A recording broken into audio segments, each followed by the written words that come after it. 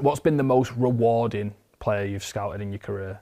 Yeah, that's a tough one, I'd say. I think probably at the time I was covering, one of the regions I covered was Greece. So I'd probably say Tsimikas, just because I think that was a really nice example of what you've touched on before. It was a player at a club that weren't in the top five leagues, stereotypically, playing for a big club, of course, in Olympiacos. But I think he was one we needed a left back at the time that fit a certain profile and fit a certain way the club wanted to work in terms of strategy and sort of long term.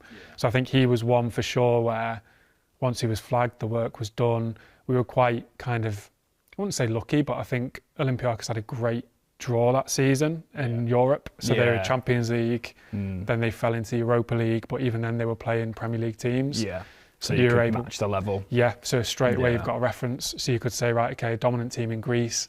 It's quite difficult to know how that might translate. But if you're then seeing him against, I think at the time, they played Arsenal away, and then they also played Tottenham away. He was up against Lucas Moura in one game, he was up against Aubameyang in the other game. So straight away you're going, okay, how can he deal with this? I think they played Wolves and Adama Traore. That's probably from a personal perspective. Because again, it goes down to then you felt that if you pushed a player from whatever region, that he was taken notice of.